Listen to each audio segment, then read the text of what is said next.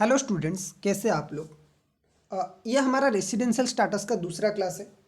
जिन लोगों ने पहले क्लास नहीं देखा है वो आई बटन पे क्लिक करके देख सकते हैं या फिर लिंक डिस्क्रिप्शन पे वहाँ पे भी जाके आप देख सकते हो।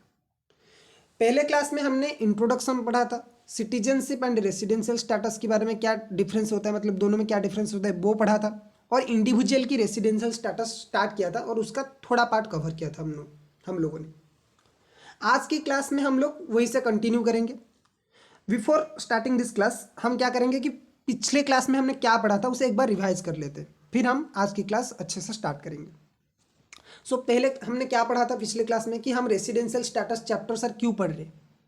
क्या हमने बताया था कि मैंने बताया था आप लोगों को कि जो एक पर्सन की टैक्स लाइबिलिटी निकालना है, यही हमारी मेन ऑब्जेक्ट है। और एक पर्सन की टैक्स लाइबिलिटी उसकी रेसिडेंशियल स्टेटस से लिंक है। उसकी रेसिडेंशियल स्टेटस जैसा होगा उसकी टैक्स लाइबिलिटी ऐसे निकल के आएगी। ठीक है, तो इसीलिए ये चैप्टर बहुत इंपॉर्टेंट बन जाता है हमारे लिए। रेसिडेंशियल स्टेटस, ये जो चैप्टर जो रेसिडेंशियल स्टेटस होता है एक इंडिविजुअल का, उसे हमें ईयर एंड ईयर निकालना पड़ता है। हर साल वो चेंज होता रहता है, इसीलिए हमें हर साल वो निकालना पड़ता है। फिर हमने पढ़ा था कि sir citizenship and residential status में क्या डिफरेंस होता है। सिटीजनशिप में बेसिकली क्या होता है कि आप एक कंट्री के कॉन्स्टिट्यूशन को अडॉप्ट करते हो, बदले में उस कंट्री में आपको कुछ लीगल राइट्स मिलते हैं, उस कंट्री में आप लाइफ लॉन्ग तक रह सकते हो, आप उस कंट्री के लिए वोट कर सकते हो। ओके, तो ये सारे बेनिफिट्स आपको सिटीजनशिप में मिलता है। लेकिन रेसिडेंस क्या होता है सर, आप किसी भी कंट्री में जाके पर्टिकुलर पीरियड तक स्टे करते हो। कुछ भी पर्पज हो सकता है, it's may be your business, it's may be job, it's may be travelling, या फिर आपके कोई प्रोफेशन है, आप क्रिकेटर वगैरह हो या फिर आप एक्टर हो तो वहाँ पे जाके कुछ काम कर रहे हो अपनी प्रोफेशन का। ठीक है, कोई भी पर्पस के लिए आप एक कंट्री में जाके स्टे करते हो तो आपको उस कंट्री का रेसिडेंट माना जाएगा, लेकिन एक पर्टिकुलर पीरियड तक, जो भी उस कंट्री का लॉ होगा। ओके, एक पर्सन सिटीजन भी हो सकता है, रेसिडेंट हो सकता है, दोनों हो सकता है एक ही कंट्री का। जैसे हम लोग हैं, हम इंडिया के सिटीजन भी है, हम रेसिडेंट भी है। ऐसा भी हो सकता है कि एक पर्सन एक कंट्री का सिटीजन हो पर रेसिडेंट नहीं हो। हमने एग्जाम्पल लिया था विजय माल्या का। इंडिया का सिटीजन तो है सर बट रेसिडेंट नहीं है, क्योंकि इंडिया में कभी रहता ही नहीं है। हमने उसका उल्टा भी हो सकता है कि एक पर्सन इंडिया का रेसिडेंट हो लेकिन कोई भी कंट्री का रेसिडेंट हो पर सिटीजन नहीं हो। आलिया भट्ट का हमने एग्जाम्पल लिया था कि इंडिया की सिटीजनशिप नहीं है उसके पास यूके की सिटीजनशिप है, लेकिन वो इंडिया में हमेशा रहता है, इसीलिए वो इंडिया की रेसिडेंट है। ओके, फिर हमने पढ़ा था residential status of individuals. Individual की रेसिडेंशियल स्टेटस क्या होता है या फिर कैसे निकाला जाता है, और हमने यहाँ तक कवर किया था। ओके, इंडिविजुअल बेसिकली दो तरह की हो सकते हैं। एक तो वो उनका स्टेटस हो सकता है कि वो इंडिया का रेसिडेंट हो या फिर वो इंडिया का नॉन रेसिडेंट हो सकते हैं। मतलब एक इंडिविजुअल आइदर तो वो इंडिया का रेसिडेंट होगा या फिर वो नॉन रेसिडेंट होगा। सर रेसिडेंट कब होगा, अगर वो कोई एक बेसिक कंडीशन सेटिस्फाई करता है। अगर कोई भी बेसिक कंडीशन सेटिस्फाई नहीं करता है तो वो नॉन रेसिडेंट होगा। फिर हमने पढ़ा था कि बेसिक कंडीशन सर क्या होता है। बेसिक कंडीशन दो कंडीशन है। पहला कंडीशन ये बोलता है कि SSC must be stay in India for 182 days or more during the previous year. SSC अगर इंडिया में 182 डेज या फिर उससे ज़्यादा रहता है तो उसे इंडिया का रेसिडेंट माना जाएगा। ये होता है पहला कंडीशन। फिर अगर कोई अगर पर्सन ये वाला कंडीशन सेटिस्फाई नहीं कर पाता है, मतलब मान लो कि कोई एक इंसान 182 डेज नहीं रह रहा है, तो उसके लिए और एक कंडीशन है, सेकेंड कंडीशन। सेकेंड कंडीशन क्या बोलता है कि 60 डेज और मोर आपको रहना है करंट प्रीवियस ईयर में। सर करंट प्रीवियस ईयर मतलब 21 22, यह हमारे लिए करंट प्रीवियस ईयर है। तो इस साल में आपको 60 डेज रहना है एंड इसके पिछले 4 साल में आपको 365 डेज रहना है, और इन दोनों में से कोई एक कंडीशन आपको फुलफिल करना है टू बिकम रेसिडेंट। अगर दोनों के दोनों आप फुलफिल नहीं कर पाते हो तो ही आप नॉन रेसिडेंट बनोगे। ओके, फिर हमने नोट्स में कुछ पढ़ा था कि इंडिया का मतलब सर क्या है। इंडिया में दो चीज़ें आएगा, ये लैंड वाला पार्ट तो सर आएगा ही आएगा, उसके साथ हमारी जो ये वाटर वाला पार्ट है, सी वाला पार्ट है, सी वाला पोर्शन में से 12 नॉटिकल माइल तक हम इसे इंडिया कंसिडर करेंगे, 12 नॉटिकल माइल्स तक। ओके, तो land water, land plus territorial water up to 12 nautical miles, इसका मतलब होता है इंडिया। फिर एक पॉइंट आता है कि सर ये जो 182 डेज या फिर जो 60 डेज है, ये जो हम काउंट करेंगे ये कैसे काउंट करेंगे। तो इसको काउंट करने के लिए जो डेट ऑफ अराइवल है और जो डेट ऑफ डिप्रेचर है वो दोनों को आपको कंसीडर करना पड़ेगा। मतलब जिस दिन एक बंदा इंडिया में आया वो डेट भी आप काउंट करोगे 182 डेज में, और जिस दिन वो इंडिया से गया वो दिन भी काउंट करोगे। ओके, लेकिन मैंने आपको कुछ एडिशनल पॉइंट्स बताया था उस क्लास में कि अगर आपके क्वेश्चन में सिर्फ डेट दे रखा है, सिर्फ डेट दिया है, तो क्या होगा, आप ये वाला मतलब date of arrival and date of departure दोनों को कंसीडर करोगे। लेकिन अगर आपको डेट एंड टाइम दे रखा है, डेट प्लस टाइम दे रखा है आपकी क्वेश्चन में, तो आपको क्या करना है, ना तो आपको डेट ऑफ अराइवल लेना है ना तो डेट ऑफ डिप्रेचर, ये दोनों को नहीं लेना है।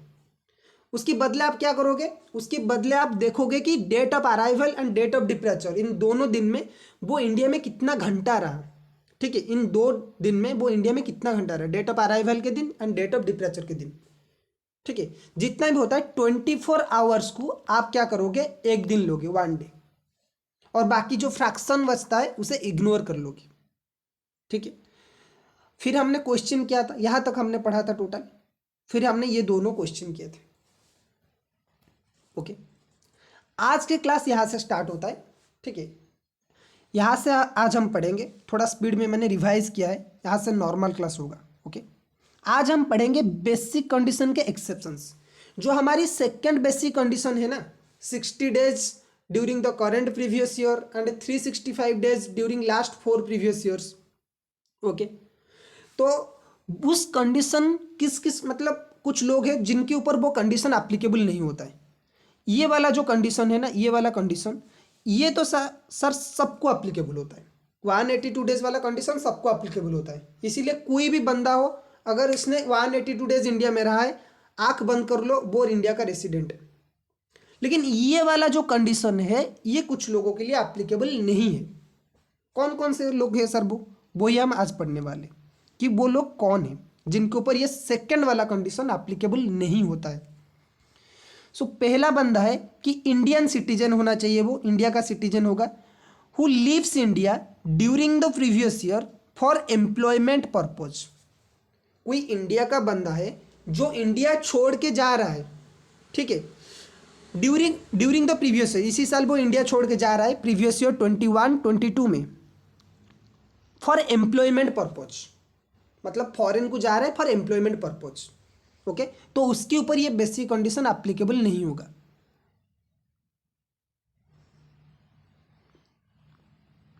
मान लो इसका नाम है मिस्टर राम और ये यूएस जा रहा है जॉब करने के लिए। ठीक है, इंडिया में ना ये सेकंड कंडीशन फुलफिल करता है। ये इंडिया में इस साल मतलब प्रीवियस ईयर 21-22 में 60 डेज से ज़्यादा रहा है, मान लो कि 65 डेज रहा है। ठीक है, एंड लास्ट के 4 साल में ये हमेशा इंडिया में ही था, मतलब एक साल में ये 365 डेज भी था, मतलब ये सेकंड बेसिक कंडीशन सेटिस्फाई कर रहा है। तो as per the rule sir ये तो रेसिडेंट होना चाहिए, क्योंकि एक ही बेसिक कंडीशन फुलफिल करना है, चाहे वो फर्स्ट हो चाहे वो सेकंड हो। लेकिन गवर्नमेंट ने कुछ वजह से इन लोगों को क्या कहा है कि इन लोगों के ऊपर सेकंड वाला कंडीशन एप्लीकेबल होगा ही नहीं। क्यों नहीं होगा सर, थोड़ा सा लॉजिकली समझिए आप लोग कि मिस्टर राम इंडिया में कितना दिन रह रहे हैं प्रीवियस ईयर 21-22 में, सर 2 महीने, 2 मंथ्स। वो यूएस जा रहा है जॉब करने के लिए, तो हमेशा यूएस में कितना मंथ्स रहेगा सर, 10 मंथ्स, 10 महीने रहेगा पूरा। तो ज़्यादा चांस है जैसे कि वो इंडिया में रेसिडेंट बन जाता है, लेकिन ज़्यादा टाइम वो कहाँ पे रह रहा है, यूएस में, तो ये चांस है कि वो यूएस में भी रेसिडेंट बन जाएगा। वो इंडिया का तो सेकंड बेसिक कंडीशन फुलफिल कर रहा है, इसीलिए वो इंडिया का रेसिडेंट है, लेकिन वो यूएस का भी रेसिडेंट बन जाएगा। क्यों, क्योंकि वो यूएस में 10 महीने रह रहा है। तो ज़्यादा चांस है, जो लॉज है वो हर कंट्री में सिमिलर होते हैं, मतलब थोड़ा बहुत डिफरेंस होता है लेकिन ज़्यादा हद तक सिमिलर होता है, क्योंकि इंटरनेशनल रूल सब फॉलो करते हैं। तो यूएस का ज़्यादा चांस है कि वो यूएस का रेसिडेंट बन जाएगा। तो सर दिक्कत क्या है, वो इंडिया का भी रेसिडेंट होगा, वो यूएस का भी रेसिडेंट होगा, डबल फायदा। नहीं बाबा, डबल फायदा नहीं है, यहाँ पे नुकसान है। क्योंकि अगर आप किसी भी कंट्री का रेसिडेंट बन जाते हो ना, तो आपको उस कंट्री में टैक्स देना पड़ता है, वो भी सारे इनकम के ऊपर। मतलब पूरी दुनिया में आप जितना इनकम करते हो ना, जिस कंट्री में आप रेसिडेंट बनते हो उस कंट्री में आपको टैक्स देना पड़ता है। मान लो कि आप इंडिया का रेसिडेंट हो, आप दुबई में पैसे कमा रहे हो, आप यूएस जाके पैसे कमा रहे हो, आप जापान जाके पैसे कमा रहे हो, कहीं पे भी जाओ आपको टैक्स इंडिया में देना है। क्यों? क्योंकि इंडिया का रेसिडेंट हो आप। तो सोचो कि अगर ये दो जगह पे रेसिडेंट बन जाएगा तो जहाँ जो भी पैसा ये कमाएगा, जॉब से कमाए या फिर कोई कहीं और से भी कमाए, वो यूएस में भी टैक्स लगेगा, वो इंडिया में भी टैक्स लगेगा, क्योंकि ये दोनों कंट्री के रेसिडेंट है। ओके। अब यूएस वाले तो इनकम, यूएस में वो पैसा कमा रहा है तो यूएस वाले तो पैसे छोड़ेंगे नहीं, और इंडिया वालों को टैक्स की जो सख्त जरूरत है क्योंकि लोग टैक्स देते नहीं है। तो फायदा किसका होगा सर? फायदा तो दोनों कंट्री का होगा, लेकिन नुकसान बेचारा राम का हुआ, बेचारे के ऊपर डबल टैक्स लग गया। इसीलिए इंडियन गवर्नमेंट ने क्या किया है कि इसकी रिलीफ दे दिया है कि जो लोग जॉब करने के लिए फॉरेन जाते हैं उनके लिए सेकंड वाला कंडीशन सिर्फ एप्लीकेबल नहीं है। ओके, फर्स्ट वाला कंडीशन एप्लीकेबल है, सेकंड वाला एप्लीकेबल नहीं है, क्योंकि मेजोरिटी ऑफ द टाइम वो इंडिया के बाहर रहेंगे। ओके, और इससे भी हमारे यहाँ पे जॉब्स की बहुत कमी है, अनएम्प्लॉयमेंट बहुत ज़्यादा है, तो लोग गवर्नमेंट बोल रहा है कि जाइए जॉब करिए वहाँ पे जाके, कहीं पे भी आपको रोजगार मिले। इसीलिए सेकंड बेसिक कंडीशन इन लोगों के ऊपर एप्लीकेबल नहीं होगा। ओके, अब बात करते हैं दूसरे बंदे की। सर ये दूसरा बंदा कौन है जिसके ऊपर सेकंड वाला कंडीशन एप्लीकेबल नहीं होगा? तो दूसरा वाला बंदा है इंडियन सिटीजन, वो भी इंडियन सिटीजन ही होगा। Lives India during the previous year as a crew member of Indian ship. India का कोई ऐसा बंदा होगा जो क्रू मेंबर होगा इंडियन शिप में, तो क्या होगा, उसके ऊपर भी ये जो सेकंड वाला कंडीशन है वो एप्लीकेबल नहीं होगा। सेम वाला एग्जांपल लेते हैं हम एक, ये जो है मिस्टर राम है। ओके, ये एक शिप का क्रू मेंबर है। शिप कैसे बनता है? ऐसे। ओके, ये शिप का क्रू मेंबर है और ये शिप इंडियन शिप है, लेकिन ये यूएस जा रहा है। ओके, तो होगा क्या, जो शिप्स होते हैं ना उसमें जो लोग काम करते हैं वो शिप के अंदर ही रहते हैं।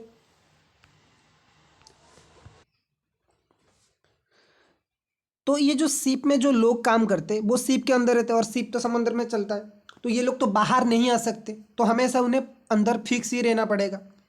और ये जो बड़े बड़े शिप्स होते हैं वो बहुत सारी हेवी गुड्स वगैरह कैरेज करके लेते हैं, तो उन्हें बहुत टाइम लगता है, मतलब अगर एक बार इंडिया से गए तो आने में, मतलब रिटर्न आने में 1.5-2 साल लग जाएंगे। तो इस हिसाब से मिस्टर राम उस शिप में फिक्स ही रहेगा और मैक्सिमम टाइम वो इंडिया में बाहर रहेगा। ओके, तो इस वजह से उन्होंने क्या किया कि इसके ऊपर भी सेकंड वाला कंडीशन एप्लीकेबल नहीं होगा। ओके, तो सर कब कब तक हम मानेंगे कि वो मिस्टर राम जो है वो इंडिया मतलब शिप के अंदर है, अब कब मानेंगे कि वो इंडिया में है? ठीक है, तो शिप में क्या होता है ना कि एक सर्टिफिकेट मेंटेन होता है जिसका नाम है सीडीएस, कंटिन्यूअस डिस्चार्ज सर्टिफिकेट। ठीक है, सीडीसी होता है। ठीक है, कंटिन्यूअस डिस्चार्ज सर्टिफिकेट। सर ये कंटिन्यूअस डिस्चार्ज सर्टिफिकेट क्या होता है? कंटिन्यूअस डिस्चार्ज सर्टिफिकेट में दो चीज़ें मेंटेन होता है। जिस दिन आपने शिप में एंट्री की उस दिन आपकी साइन होगा उसमें, उस सर्टिफिकेट में, बुक्स की तरह ही होता है, उसमें उस डेट में उसमें साइन होगा, तो उस दिन पता चलेगा, उस डेट से आप शिप के अंदर गए, ऑफिशियली शिप के अंदर हो। और जब आप रिटर्न करोगे उस दिन भी एक साइन होगा। ठीक है, तो क्या होगा कि इनकम टैक्स वाले बोलते हैं कि जिस दिन आपने एंट्री किया और जिस दिन आपने एग्जिट किया, ये डेट से ये डेट तक आप इंडिया में नहीं हो।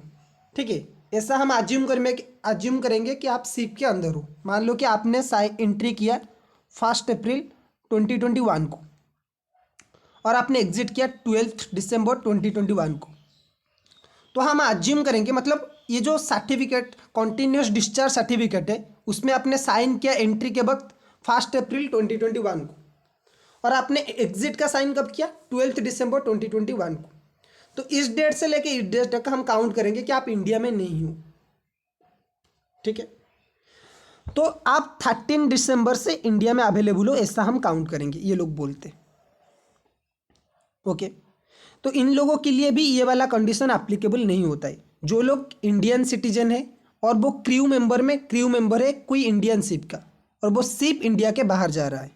ओके, तो उन लोगों के लिए भी सेकंड वाला कंडीशन जो है वो एप्लीकेबल नहीं होगा। ओके, तो इन लोगों के लिए क्या होगा, नोट में दे रखा है, एक बार देखिए कि for above assessees shall be treated as resident only if he resides in India for 182 days or more during the previous year। इनके लिए सर सिर्फ फास्ट कंडीशन अप्लीकेबल होगा, सिर्फ इन लोगों के लिए फास्ट कंडीशन ही अप्लीकेबल होगा, सेकेंड कंडीशन इन लोगों के लिए अप्लीकेबल होगा ही नहीं। ओके, अगर ये लोग 182 डेज रहते हैं तब भी ये लोग रेसिडेंट बन पाएंगे, अदरवाइज ये लोग रेसिडेंट नहीं बनेंगे। ओके, ये लोग नॉन रेसिडेंट कहलाएंगे। तो दो बंदे क्लियर हो गए कि इंडियन, पहला है Indian citizen lives India during the previous year for employment purpose, और सेकंड वाला बंदा है हमारा इंडियन सिटीजन होना चाहिए जो कि एक क्रू मेंबर हो इंडियन शिप का और वो इंडिया के बाहर जा रहा है, मतलब वो शिप इंडिया के बाहर जा रहा है। ठीक है, तीसरा वाला बंदा कौन है उसके बारे में एक डिटेल्स में हम पढ़ेंगे। तीसरा वाला बंदा कौन है? तीसरा वाला बंदा है इंडियन सिटीजन और पर्सन ऑफ इंडियन ओरिजिन। ये पर्सन ऑफ इंडियन ओरिजिन कौन होता है मैं आपको समझाऊंगा अच्छे से। Person of Indian origin comes to India for visiting purpose during the previous year. अगर कोई इंडियन सिटीजन है या फिर वो पर्सन ऑफ इंडियन ओरिजिन है जो कि नॉर्मली इंडिया के बाहर रहता है, लेकिन वो इंडिया को घूमने के लिए आया है, किस वजह से? ताकि वो इंडिया को घूमने के लिए आया है ड्यूरिंग द प्रीवियस ईयर। जो नॉर्मली इंडिया के बाहर रह रहा है लेकिन वो इंडिया को ड्यूरिंग द प्रीवियस ईयर घूमने के लिए आया है, तो उसके लिए क्या रूल्स होगा? उसके लिए भी सेकंड बेसिक कंडीशन अप्लीकेबल नहीं होंगे, कुछ जगह पे होंगे लेकिन मॉडिफाई करके होंगे। ओके, तो इस टाइप के दो टाइप के लोग हैं। पहले वो कैटेगरी के लोग लेंगे जिनकी इंडियन इनकम 15 लाख से कम है, 15 लाख या फिर 15 लाख से कम है। सर यहाँ पे तो लिखा है कुछ और लिखा है, यहाँ पे लिखा है income other than foreign income. Simply इसका मतलब क्या है? Indian income. सिंपल लैंग्वेज में अगर हम समझे कि इंडियन इनकम है, ठीक है। अगर इंडियन इनकम उसका 15 लाख या फिर इससे कम है तो उसके लिए अलग रूल है। अगर जिसका इनकम 15 लाख से ज़्यादा है उनके लिए अलग रूल है। तो हम पहले बात करते हैं कि जिन लोगों का इनकम 15 लाख या फिर उससे कम है उनके लिए क्या ट्रीटमेंट होगा। तो उनके लिए सिंपल वाला रूल है फास्ट वाला कंडीशन, मतलब उनके लिए सिर्फ एक ही कंडीशन अप्लीकेबल होगा, वो है फास्ट बेसिक कंडीशन। अगर वो इंडिया में 182 डेज या फिर उससे ज़्यादा रहते तो वो रेसिडेंट है। अगर वो इंडिया में 182 से कम रहते तो वो नॉन रेसिडेंट है। ओके, फिर हम बात करेंगे कि जिन लोगों का इनकम 15 लाख से ज़्यादा है उनकी केस में क्या होगा सर। जिन लोगों की इनकम 15 लाख से ज़्यादा है उनकी केस में क्या होगा। तो उनके लिए भी दो कैटेगरीज है। पहला है उनके लिए दो रूल्स हैं कि पहला रूल है कि आपको आप 182 डेज या फिर उससे ज़्यादा रहते हो तो आप रेसिडेंट माने जाओगे, और आप 120 days during the previous year रहते हो, during the current previous year आप 120 डेज रहते हो, एंड 365 डेज या फिर उससे ज़्यादा रहते हो ड्यूरिंग द 4 ईयर्स। तो इस वाले केस में सेकंड वाला जो कंडीशन है वो अप्लीकेबल ही नहीं होता है, और इस वाले में अप्लीकेबल होता है लेकिन थोड़ा सा मॉडिफाई किया है, क्योंकि नॉर्मल लोगों के लिए सेकंड बेसिक कंडीशन में कितना था डेज, 60 डेज। यहाँ पे सर कितना कर दिया है, 120 डेज, मतलब थोड़ा सा मॉडिफाई कर लिया है इसके लिए भी दो कंडीशन है। जो लोगों की इनकम 15 लाख से ज़्यादा है उनके लिए भी दो कंडीशन है। पहला कंडीशन तो सबकी सेम है कि आपको इंडिया में 182 डेज रहना है। जो सेकंड वाला कंडीशन है वो क्या है कि आपको 60 के बदले यहाँ पे 120 दे रखा है कि अगर आप 120 डेज इंडिया में स्टे करते हैं during the current previous year, मतलब प्रीवियस ईयर 21, 22 में आप 120 डेज रहते हो एंड लास्ट 4 ईयर्स में आपको 365 डेज रहना है, तो ही आप रेसिडेंट बनोगे। अगर आप 120 डेज से कम रहते हो तो आप नॉन रेसिडेंट बनोगे। क्लियर है? तो ये दो कंडीशन है, पर्सन ऑफ इंडियन ओरिजिन हो या इंडियन सिटीजन या फिर पर्सन ऑफ इंडियन ओरिजिन जो इंडिया को विजिटिंग पर्पज में आते हैं। ठीक है, एक वाला कैटेगरी आएगा 15 लाख से कम वालों की और एक वाला कैटेगरी आएगा 15 लाख से ज़्यादा वालों की। ठीक है, अब बात करते हैं सर कि ये person of Indian origin actually होते कौन है, किन लोगों को हम पर्सन ऑफ इंडियन ओरिजिन बोलेंगे। So person of Indian origin का मतलब क्या होता है, a foreign citizen deemed to be a person of Indian origin, कोई एक फॉरेन सिटीजन है उसे हम पर्सन ऑफ इंडियन ओरिजिन मानेंगे if at any time he hold an Indian passport, अगर लाइफ में कभी भी उसके पास एक इंडियन पासपोर्ट था तो वो इंडियन ओरिजिन है, okay, person of Indian origin. और अगर वो या फिर उसके पेरेंट्स या फिर ग्रैंड पेरेंट्स अनडिवाइडेड इंडिया में उनकी बॉर्न हुआ है, मतलब वो अनडिवाइडेड इंडिया में जन्म, उन लोगों का जन्म हुआ है, तो उन्हें हम पर्सन ऑफ इंडियन ओरिजिन मानेंगे।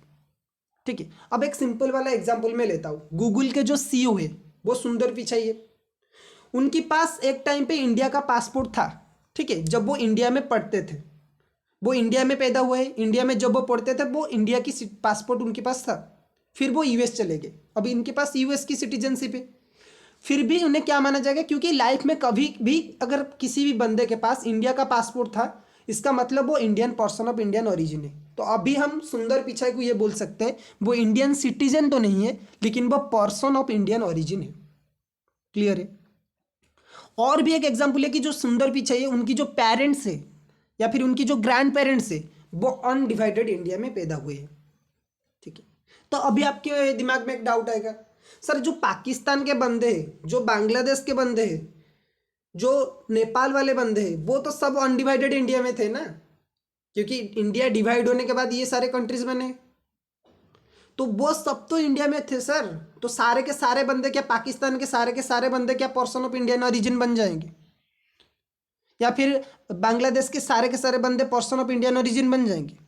नहीं, उसके लिए कुछ रूल्स है कि ये जो फॉरेन सिटीजन है, इनकम टैक्स वाले क्या बोलते हैं कि ये जो फॉरेन सिटीजन है ना, उसमें कुछ कंट्रीज के लोग नहीं आएंगे। पहला कंट्री है पाकिस्तान, दूसरा है अफगानिस्तान, फिर बांग्लादेश है, फिर चाइना है, फिर ईरान है, भूटान, श्रीलंका, नेपाल।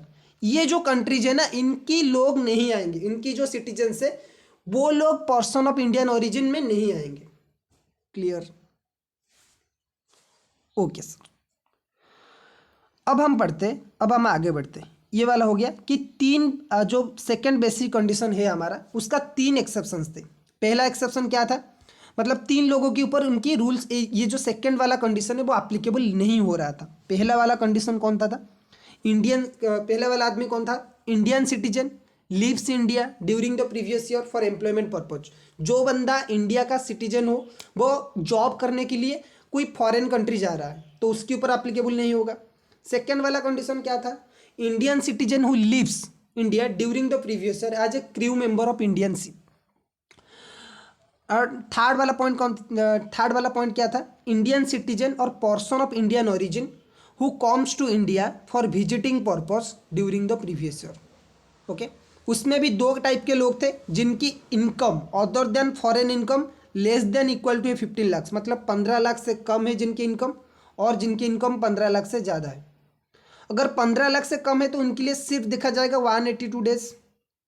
ओके, अगर 15 लाख से ज़्यादा है तो क्या होगा, ये देखेंगे कि दो कंडीशन है, एक तो 182 डेज वाला सबके लिए एप्लीकेबल होता है, दूसरा है कि 120 डेज करंट प्रीवियस ईयर में रहना चाहिए, एंड लास्ट 4 ईयर में 365 डेज रहना चाहिए। ओके, अगर ये सेटिस्फाई करता है तो वो रेसिडेंट होगा, अगर नहीं करता है, मतलब बिलो 120 डेज अगर वो रहता है तो वो नॉन रेसिडेंट कहलाएगा। ओके ओके सर, यहाँ तक के बात हमें समझ में आ गई। अब हम आगे बढ़ते और एक बार दोबारा वो चार्ट को देखते हैं, इंडिविजुअल के रेसिडेंशियल स्टेटस को। हमने पहले पढ़ा कि एक इंडिविजुअल क्या होगा, आइदर तो वो रेसिडेंट होगा या फिर वो नॉन रेसिडेंट होगा। ओके सर, नॉन रेसिडेंट हो गया तो कुछ मतलब प्रॉब्लम नहीं है, किस्सा खत्म, आप इंडिया के नॉन रेसिडेंट हो। लेकिन वो सर अगर वो रेसिडेंट बन गया, मतलब वो कोई भी अगर बेसिक कंडीशन सेटिस्फाई करता है, तो यहाँ से प्रॉब्लम आएगा कि रेसिडेंट के भी दो टाइप्स है। ओके, पहले तो एक इंसान रेसिडेंट बनेगा या फिर वो नॉन रेसिडेंट बनेगा। अगर रेसिडेंट बनता है ना, रेसिडेंट के भी दो टाइप है कि किस टाइप का रेसिडेंट है। सो पहला एक है ऑर्डिनरीली रेसिडेंट और दूसरा है not ordinarily resident. Okay, resident में दो टाइप के, एक है ऑर्डिनरीली रेसिडेंट और एक है नॉट ऑर्डिनरीली रेसिडेंट। अब सर ये ऑर्डिनरीली रेसिडेंट क्या होता है, मतलब कौन, किस इंसान को हम बोलेंगे कि वो ऑर्डिनरीली रेसिडेंट है? और किस इंसान को हम बोलेंगे कि वो नॉट ऑर्डिनरीली रेसिडेंट है। तो ऑर्डिनरी रेसिडेंट बनने के लिए क्या होगा, पहले तो रेसिडेंट बनने के लिए बेसिक कंडीशन सेटिस्फाई करना है। तो यहाँ पे लिखा है any basic condition plus plus both additional conditions. Okay, अगर कोई बंदा एक बेसिक कंडीशन सेटिस्फाई करता है तो वो रेसिडेंट है, और रेसिडेंट बनने के बाद अगर वो बोथ एडिशनल कंडीशंस जो है वो सेटिस्फाई कर लेता है तो उसे हम ऑर्डिनरीली रेसिडेंट बोलेंगे। यहाँ पे जितने भी एडिशनल कंडीशन है वो सारे के सारे सेटिस्फाई करना पड़ेगा। ओके, और नॉट ऑर्डिनरी रेसिडेंट किसे बोलेंगे, जो सर बेसिक कंडीशन तो सेटिस्फाई करता है, एक बेसिक कंडीशन सेटिस्फाई करता है लेकिन सारे के सारे एडिशनल कंडीशन सेटिस्फाई नहीं कर पाता है। ठीक है, अगर कोई एडिशनल कंडीशन कोई बंदा सेटिस्फाई नहीं कर पाता है तो उसे हम बोलेंगे नॉट ऑर्डिनरीली रेसिडेंट। अगर कोई रेसिडेंट हो वो सारा का सारा एडिशनल कंडीशन सेटिस्फाई कर लेता है तो उसे हम बोलेंगे ऑर्डिनरीली रेसिडेंट। ठीक है, अब आपके मन में डाउट आ रहा होगा सर एडिशनल कंडीशन क्या है, वही तो हम अब पढ़ने वाले कि एडिशनल कंडीशंस होते क्या है। ओके, ये वाला चार्ट आप एक बार स्क्रीनशॉट वगैरह ले लीजिए, बहुत इंपॉर्टेंट है। ओके, फिर हम पढ़ेंगे कि एडिशनल कंडीशन सर क्या होता है। एडिशनल कंडीशंस क्या होते हैं, दो कंडीशन है एडिशनल कंडीशन में। ओके, बेसिक कंडीशन में भी दो कंडीशंस थे और एडिशनल कंडीशंस में भी दो कंडीशंस है। क्या है वो एडिशनल कंडीशन, देखिए असेसिम मस्ट बी, पहला एडिशनल कंडीशन क्या है वो देखिए ध्यान से, assessee must be resident in India for any 2 years out of 10 years immediately preceding the previous year. इसका मतलब क्या है कि एसएससी को रेसिडेंट बनना पड़ेगा कोई भी 2 साल में out of 10 years immediately preceding the previous year. इसका मैं अगर एक एग्जाम्पल लूँ तो हमारे लिए सर प्रीवियस ईयर क्या है, हमारी करंट प्रीवियस ईयर क्या है 21 22, ये हमारी करंट प्रीवियस ईयर है, करंट प्रीवियस ईयर। ओके, तो इसकी ठीक 10 साल पहले मतलब इसकी जो 10 साल पहले वाले रेसिडेंट मतलब इसकी 10 साल की पहले ईयर में उसे 2 साल रेसिडेंट बनना है। अगर मैं बोलूँ तो 10 साल कौन सी होंगे, पहले आएगा 2021, ओके, फिर आएगा 1920, फिर 1819, फिर आएगा 1718, फिर आएगा 1617, फिर आएगा 1516, फिर आएगा 1415, फिर 1314, फिर 1213 एंड फिर में आ जाएगा 11 एंड 12, 3 3 6 3 9 एंड ये 10। ठीक है, तो क्या बोल रहा है कि एडिशनल कंडीशन ये बोल रहा है कि सर अगर कोई एसएससी रेसिडेंट है मतलब पहले वो बेसिक कंडीशन सेटिस्फाई कर चुका है तो उसे 2 साल रेसिडेंट बनना है out of 10 years immediately preceding the previous year. ठीक है, ये जो 10 साल है ना, ये जो 10 साल है उसमें से कोई भी 2 साल में उसे रेसिडेंट बनना है। मान लो कि वो ये साल में रेसिडेंट बन जाता है और वो ये साल में रेसिडेंट बन जाता है। ठीक है, कोई भी 2 साल में, ये 16 17 में और ये साल में रेसिडेंट बन जाता है तो वो पहली कंडीशन सेटिस्फाई कर लेगा, पहला एडिशनल कंडीशन वो सेटिस्फाई कर लेगा।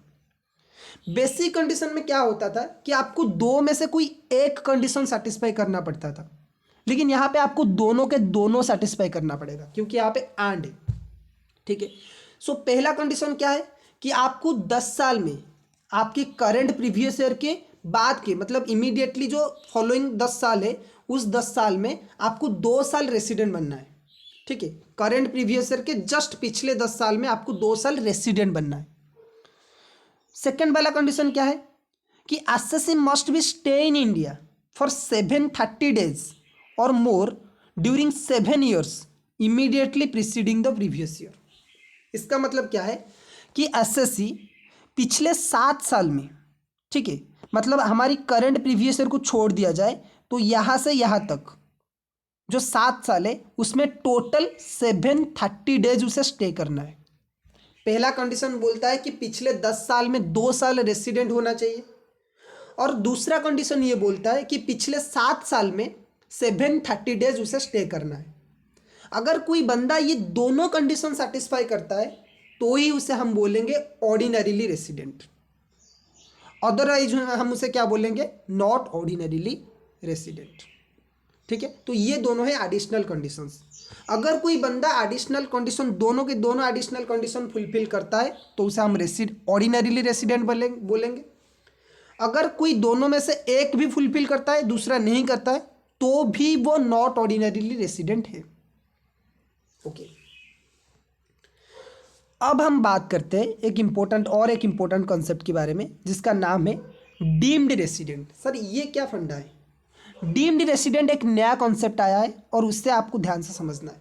ठीक है, नया सेक्शन है ये, सेक्शन 6 सबसेक्शन 1 है डीम्ड रेसिडेंट। एक इंसान इंडिया का रेसिडेंट नहीं है, ठीक है, वो ना तो बेसिक कंडीशन फुलफिल कर रहा है, ना तो वो एडिशनल कंडीशन फुलफिल कर रहा है, फिर भी उसे हम रेसिडेंट मानेंगे, वो होता है डीम्ड रेसिडेंट। सर ऐसा कब मानेंगे? ठीक है, ऐसा कुछ लॉ पहले नहीं था, ये अभी रिसेंटली आया है।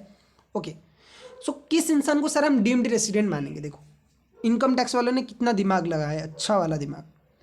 बोला कि an individual is treated as deemed resident if an individual is treated as deemed resident if he is a citizen of India, his total income other than foreign income, इसको मैं क्या पे सिंपल बोल सकता हूँ कि इनकम, इंडियन इनकम। ये जो income other than foreign income है, इसका मतलब क्या है? Indian income. सिंपली अगर मैं बोलूँ इंडियन इनकम, ठीक है, तो यहाँ पे वही चीज़ें बोल रहा है कि अगर कोई बंदा इंडिया का सिटीजन है, ठीक है, और उसकी जो इनकम है अदर देन फॉरेन इनकम वो 15 लाख से ज़्यादा है, ठीक है, ग्रेटर देन 15 लाख से, अगर उसकी Indian income greater than 15 lakh से, और वो किसी और कंट्री में रेसिडेंट होने के लिए लायक नहीं है, मतलब अगर कोई भी कंट्री में रेसिडेंट नहीं है, ठीक है, तो उसे हम इस कंट्री का रेसिडेंट मानेंगे। क्या बोले कि 3 कंडीशन है। पहला हुआ कि कोई भी अगर बंदा इंडिया का सिटीजन है और उसका इंडियन इनकम 15 लाख से ज़्यादा है, उसकी इंडियन इनकम मतलब other than foreign income 15 lakh से ज़्यादा है, ठीक है, ये है दूसरा कंडीशन। और तीसरा क्या कंडीशन है? अगर वो और कोई भी कंट्री में रेसिडेंट नहीं है तो उसे हम क्या मानेंगे? इंडिया का डीम्ड रेसिडेंट मानेंगे। ठीक है, अगर कोई बंदा ये तीनों कंडीशन फुलफिल करता है, सर तीनों में से एक या तीनों कंडीशन, ठीक है, ये ए बी सी तीनों के तीनों पॉइंट अगर कोई बंदा फुलफिल करता है तो उसे हम मानेंगे कि डीम्ड रेसिडेंट। भाई तू किसी भी देश का रेसिडेंट नहीं है ना, तो तू हमारा रेसिडेंट है, ठीक है, यही बोले। इंडियन वालों ने क्या बोला कि तू किसी भी देश का रेसिडेंट नहीं है ना, जिसका कोई नहीं है वहाँ उसका इंडिया है, तो अब तू इंडिया का रेसिडेंट, इंडिया में टैक्स देगा, ठीक है। तो ये डीम्ड रेसिडेंट वाला कॉन्सेप्ट उन लोगों ने नया लाया कि अगर वो इंडिया का सिटीजन हो, वो इंडिया में वो उसकी इंडियन इनकम 15 लाख से ज़्यादा हो, ठीक है, और वो किसी और कंट्री में रेसिडेंट नहीं हो, ठीक है, तो वो इंडिया का रेसिडेंट माना जाएगा। ठीक है, यहाँ पे एक इम्पोर्टेंट नोट है जो कि येलो कलर में दे रखा है कि जो डीम्ड रेसिडेंट होते हैं ना, वो ऑलवेज नॉट ऑर्डिनरीली रेसिडेंट होंगे। ठीक है, जो डीम्ड रेसिडेंट होता है, ये आपकी एमसीक्यू में भी आ सकता है, ठीक है, कि जो डीम्ड रेसिडेंट होते हैं वो ऑलवेज होंगे नॉट ऑर्डिनरीली रेसिडेंट। ओके, सो यहां पे हमारा इंडिविजुअल का रेसिडेंशियल स्टेटस खत्म हो जाता है आज की क्लास में। नेक्स्ट क्लास में हम एचयूएफ की रेसिडेंशियल स्टेटस के बारे में डिस्कस करेंगे। ये जो हिंदू अनडिवाइडेड फैमिली होता है उनकी रेसिडेंशियल स्टेटस क्या होता है उसके बारे में पढ़ेंगे, फिर कंपनी के बारे में पढ़ेंगे, और बाद में जो अलग पर्सन है उनके बारे में पढ़ेंगे। ठीक है, सो आज की क्लास में बस इतना ही। नेक्स्ट क्लास में हम फिर मिलेंगे एक नया टॉपिक के साथ, एचयूएफ का रेसिडेंशियल स्टेटस के साथ। ठीक है, तब तक के लिए टाटा बाय बाय।